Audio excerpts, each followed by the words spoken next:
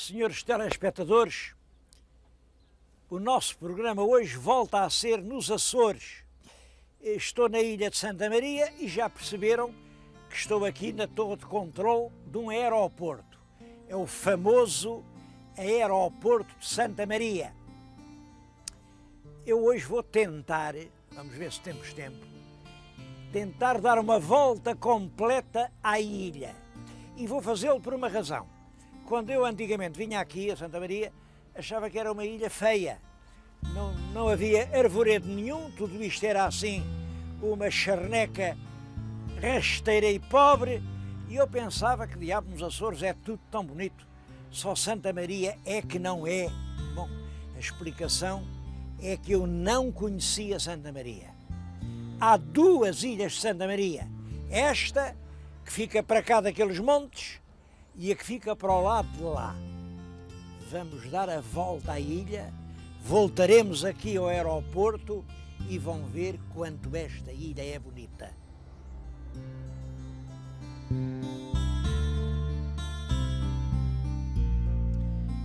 Nós começamos pelo aeroporto, bom, mas como o meu telespectador inteligentemente calcula, os primeiros portugueses não vieram pelo aeroporto.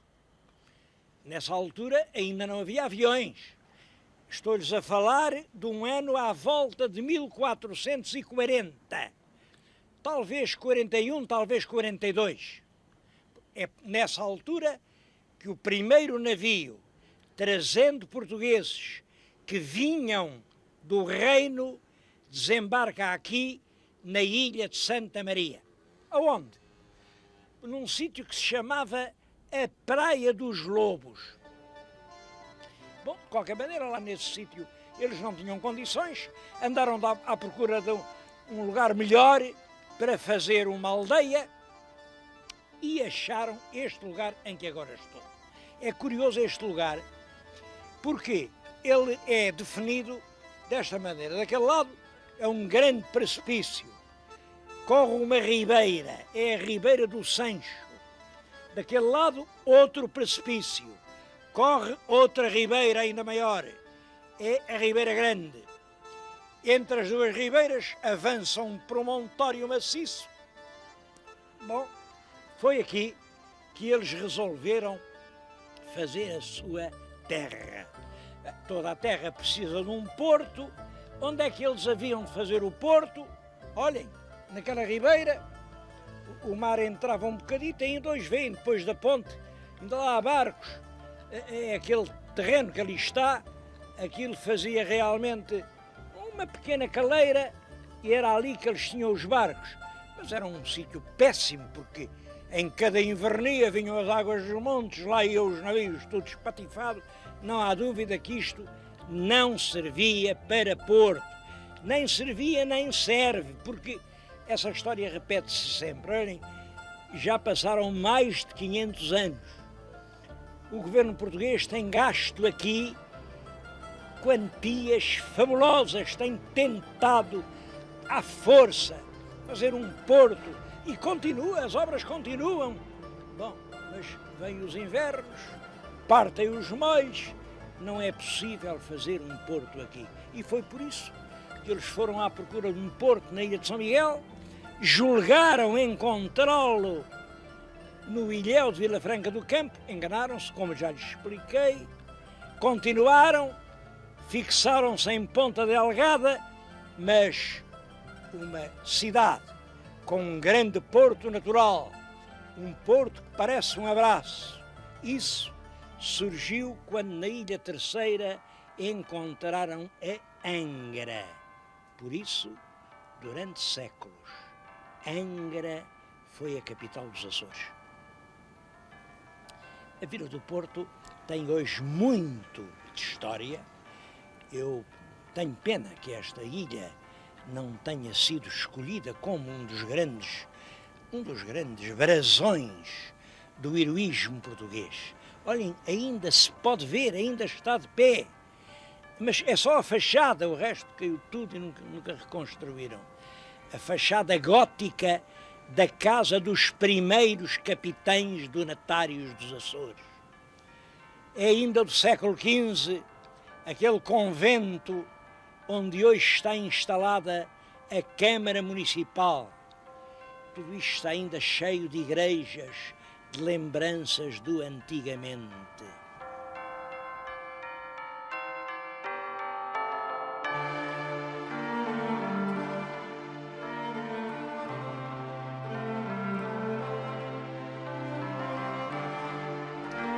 Esta ermida do Santo António tem uma história muito engraçada. Já havia uma ermida muito pequenina, mas aconteceu, isto em 1686, portanto, século XVII, que o capitão das milícias era aqui o responsável pela guerra, estava lá em cima, numa quinta que ele tinha, na Fajã, ali na Maia, e viu na praia aproximar-se um navio. O navio deitou um bote à água e vieram uns mouros com um grande caixote, chegaram à praia, cavaram, fizeram um buraco, bateram lá o caixote, taparam tudo por cima muito lisinho e foram-se embora. Claro, o capitão das milícias percebeu. Os piratas tinham vindo esconder ali um tesouro. Na manhã seguinte, mandou lá os criados, cavaram no mesmo sítio, lá estava a arca cheia de peças de ouro. Bom, e o que é que ele agora podia fazer com aquele dinheiro, o dinheiro dos piratas, dinheiro roubado? Bom, então fez o que se chama uma lavagem ao contrário. O dinheiro era mau e ele deu-lhe uma boa aplicação. Mandou fazer esta igreja grande, em honra do Santo António, mas com uma condição. Isto tinha aqui ao lado uma casita, que era um recolhimento, hoje já caiu, e a condição era esta. As filhas que ele tinha um rancho de filhas, as filhas que ele tinha podiam recolher-se aqui e aqui passar o resto das suas vidas. Bom, tudo isto aconteceu, as raparigas vieram para aqui, era uma espécie de freiras, enfim, filhas do capitão das milícias. Com o tempo isto arruinou-se, mas hoje é uma biblioteca, com cerca de 600 leitores por mês. Bom, eu espero que venha o dia em que haja 600 leitores por dia, porque é exatamente assim, é a difundir a cultura, a pôr o livro ao alcance do povo, que as terras andam para a frente. E, de facto, não se podia fazer melhor uso do dinheiro dos piratas que este, de fazer uma biblioteca e pôr o povo a ler.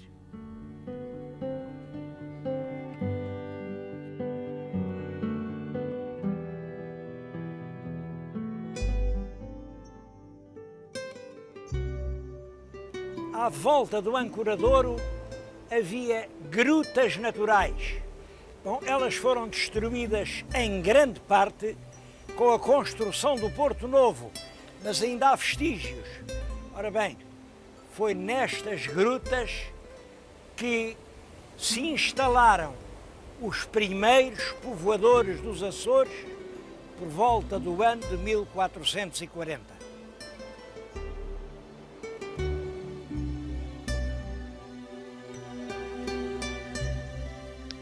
Quem dobrar aquela ponta mais ao longe, avista a Praia Formosa.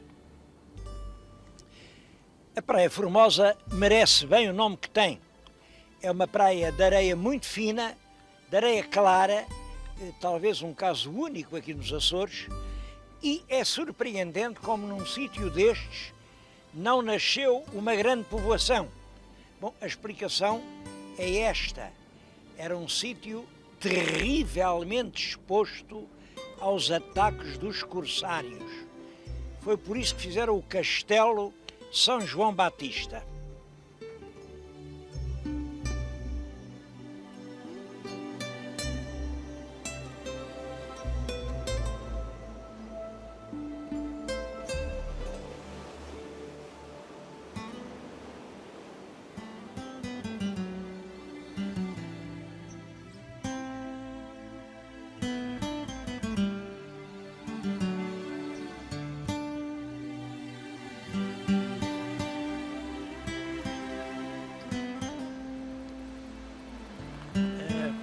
fachada sul da Ilha de Santa Maria termina aqui. Termina aqui numa ponta onde está um farol da Maia. Isto era um ponto importante, era daqui que se avistavam as baleias. Em dois, lá embaixo, se avista uma fábrica, claro, desmantelada e destruída, onde cortavam as baleias, derretiam o óleo. Tudo isso hoje é proibido, porque as baleias estão em vias de extinção, apesar dos japoneses continuarem a apanhar as baleias todas. E aqui começa a outra fachada da ilha. Vão ver que é um dos lugares mais belos, mais fascinantes do mundo.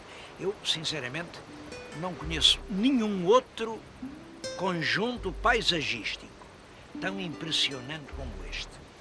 E compreendo mal o lugar relativamente secundário ocupado pela Ilha de Santa Maria no cartaz turístico português.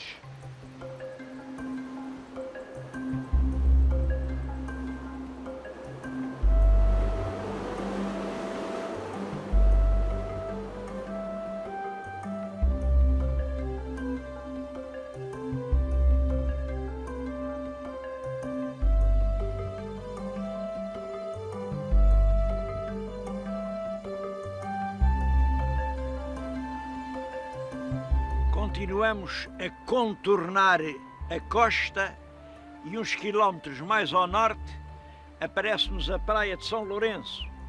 É outra praia magnífica, de areia branca.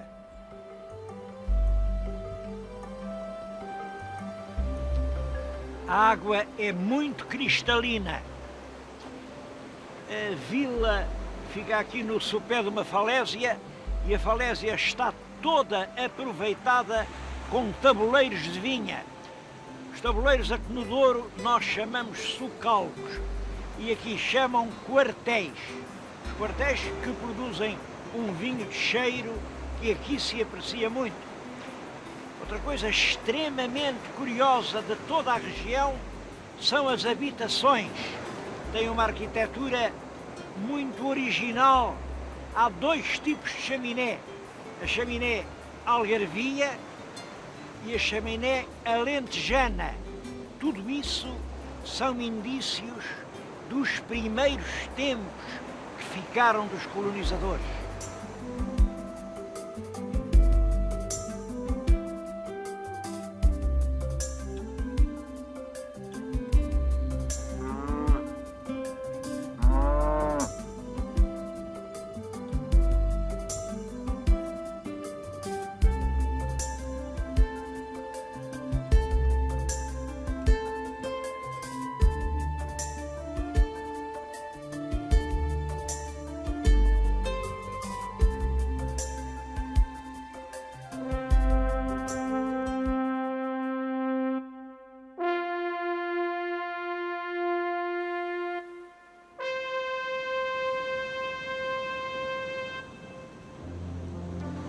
Agora estamos na Baía dos Anjos.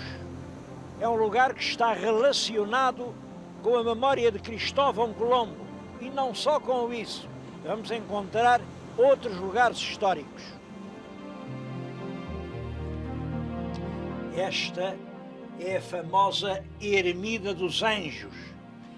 É uma das peças mais importantes do itinerário colombiano. Quando, em 1992, passou o centenário da famosa viagem, eu tentei, por todas as formas, eu nessa altura fazia parte da Comissão dos Descobrimentos, fiz os maiores esforços para localizar aqui uma parte importante das comemorações colombianas. A verdade é que é o próprio Colombo que diz que se não fosse ter aparecido esta ilha no seu caminho, ele não tinha podido completar a viagem. Ele fala nesta capela, ele fala nestas costas, nestes lugares. Bom, é certo que conta uma grande série de mentiras. Ele diz que já ia perdido, que havia uma tempestade medonha, que o navio estava desconjuntado e eles já estavam a encomendar a alma a Deus, quando de repente houve um clarear no tempo, e o marinheiro lá de cima disse: terra, terra! E via-se realmente a mancha de uma terra. Aproximaram-se e ele perguntou: que terra é essa? E daqui responderam: Santa Maria. Ora, ele tinha feito uma promessa a Santa Maria. Se escapasse vivo, vinha em terra com toda a gente à primeira igreja consagrada à Mãe de Deus. E a primeira igreja era esta, era a Santa Maria. Bom, aqui é que começam as mentiras do Colombo. Diz que desembarcou metade da tripulação, mas que vieram os marotos dos portugueses e que os prenderam. Ele estava além fundeado na Baía da Cré, viu como é que ele havia de ver, sendo triste, e aquilo ao monte. Ele não viu coisa nenhuma. Mas então fugiu porque percebeu que os portugueses dos Açores tinham ordem do rei para os prender e se calhar para os matar. Então fugiu, sabem para onde? Para São Miguel. Ora, como se ele não soubesse que o rei de Portugal tanto mandava em Santa Maria como em São Miguel. Se a ordem aqui era para matar, certamente em São Miguel era para esfolar, mas ele disse, esqueceu-se. Vai para São Miguel. Também diz que andou 2 dias no mar e que não achou São Miguel. Se alguém vai acreditar em que um experimentado navegador, partido daqui, não encontra a ilha de São Miguel, que fica a 80 milhas, e quem for daqui esbarra necessariamente com São Miguel. Tudo isso é mentira. Tudo isso é mentira. O que aconteceu é que ele esteve aqui para fugir ao mau tempo, é que realmente o temporal partiu-lhe as amarras no navio e ele, para se não despedaçar contra a costa, fez só largo, anda 2 dias, até que o tempo amainasse, e quando o tempo amainou, veio aqui, reembarcou a metade da tripulação que estava aqui nesta capela e foi, imaginem para onde? Foi para Lisboa. Ele, que vai dizer que em Santa Maria o queriam matar, vai meter-se em Lisboa na boca do lobo. Bom, a verdade é que é um ponto para recordar. Os açorianos fizeram bem que lhe ergueram aquela estátua, e há aí um pequeno auditório, pois enfim, aquilo que se pretendia, que era inserir a ilha de Santa Maria no grande caminho percorrido por Colombo na descoberta do Novo Mundo. Isso não se conseguiu. Havia muitos interesses contrários, havia muita gente que também queria pôr-se na primeira fila. A América queria comemorar o Colombo, a Espanha queria comemorar o Colombo, a Itália queria comemorar o Colombo. Toda a gente comemorou a viagem do Colombo, menos Portugal, e a ilha de Santa Maria, a meu ver, perdeu a sua grande oportunidade de entrar nos grandes itinerários turísticos do mundo.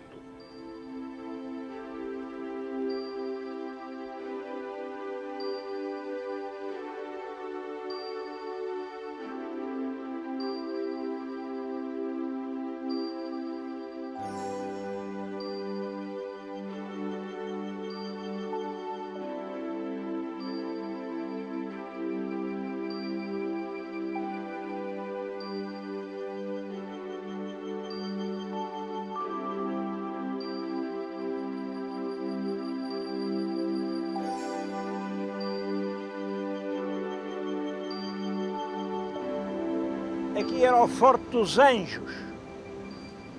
Ainda hoje se vêem aqui por terra os canhões que procuravam afastar os corsários.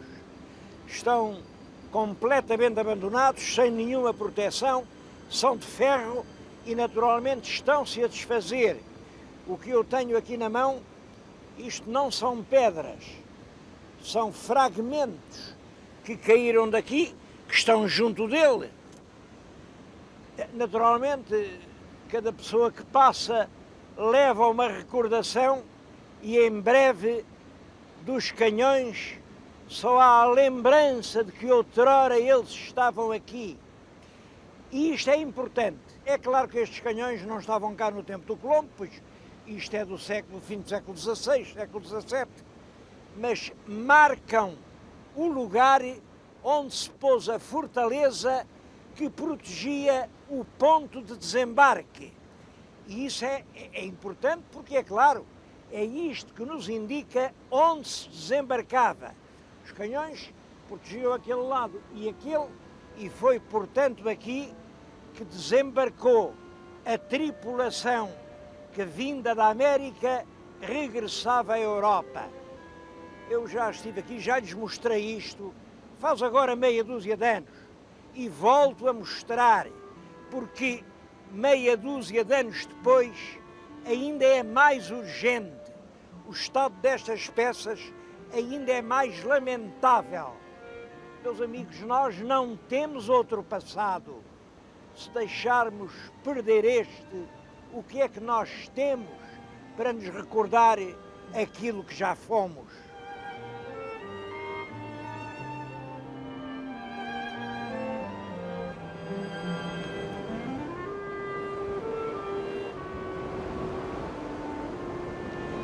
Isto é o que resta de um outro forte. Era o forte da Praia dos Lobos. O mar levou tudo e depois vieram os ladrões e levaram o resto. Penso que aqui era uma canhoneira e penso porque ali entre as pedras ainda há fragmentos de ferro, pedaços do canhão que daqui foi levado. É muito importante este lugar porque foi naquela praia aqui, estamos a vê-la, a Praia dos Lobos, eram lobos marinhos, que desembarcou o Frei Gonçalo Velho, quando veio pela primeira vez iniciar o arroteamento e a ocupação da ilha, por ordem do infante Dom Henrique.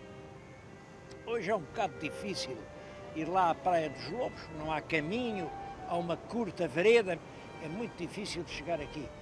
E lembrar-me eu que nos Estados Unidos da América, o sítio onde os primeiros colonos no século XVII puseram pé é hoje um templo sagrado, está forrado a ouro.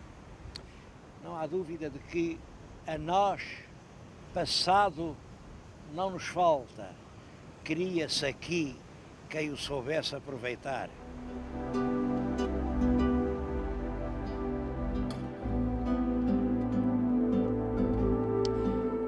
Pouco depois da Praia dos Lobos, a costa, como veem, inflete para sul. E é aí que começa a grande fachada ocidental de Santa Maria. É uma zona de planície, uma zona de terras fecundas, que foi a riqueza da ilha, primeiro no século XVI. Eram belas searas que davam trigo. Depois, no século XX, eram planícies que permitiram a construção de um grande aeroporto, o aeroporto onde há momentos estivemos. É, portanto, aqui que acaba a nossa volta à ilha.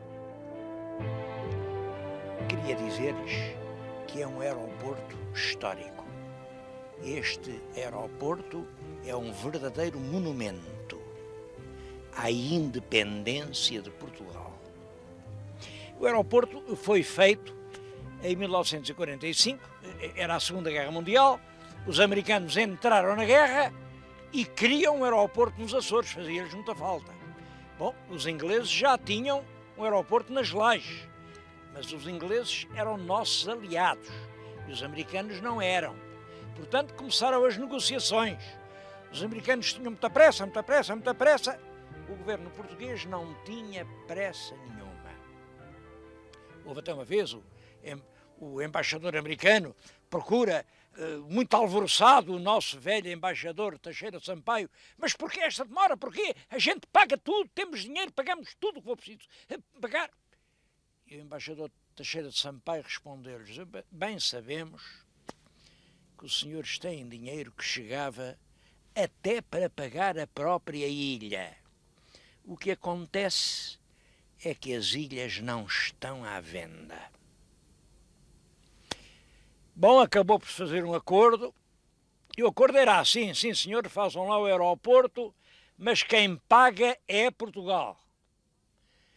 Construam as estradas, as pistas, as torres, os edifícios, mas quem paga é Portugal.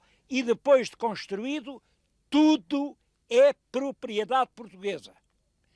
Claro que durante a guerra os senhores podem utilizar, mas 6 meses, nem mais um dia, 6 meses depois de acabar a guerra, os senhores saem daqui e isto fica para nós. Além disso, e é por isso que a coisa é histórica, além disso, há essa questão de Timor. Os japoneses invadiram Timor. Pois bem, nós queremos Timor de volta. Aquele aeroporto é o preço da reocupação de Timor pelos portugueses. É, portanto, um monumento à paz e um monumento à nossa independência. Os americanos aceitaram todas essas condições. Construíram com dinheiro português. Foram-se embora quando a guerra acabou. E o aeroporto depois foi um importante aeroporto internacional, até que, a certa altura, um governo desastrado disse que agora isto já não tinha interesse, não sei o quê, a placa passava para a Ilha Terceira e o aeroporto está hoje semi-abandonado. Bom, em todo caso, continua a ser um ponto essencial para a aviação mundial. É ainda o centro de controle, um dos centros de controle do Atlântico Norte. E sobretudo acontece isto. Então, que diabo? Um dos melhores aeroportos do mundo, numa das ilhas mais belas do mundo. Então, e a ilha continua assim à margem do turismo universal. Isto, estou convencido, estou-lhes a falar no fim do século, mas creio que um dos grandes acontecimentos do século XXI vai ser a redescoberta da ilha de Santa Maria. Vai ser um dos grandes cenários, um dos grandes atrativos do turismo europeu e americano. No século XV, um Gonçalo Velho a descobriu. No século XXI, algum Gonçalo novo a há de redescobrir. Gonçalo, pode ser Manuel, pode ser João, pode ser António. Isso não interessa. Já interessa que seja um português.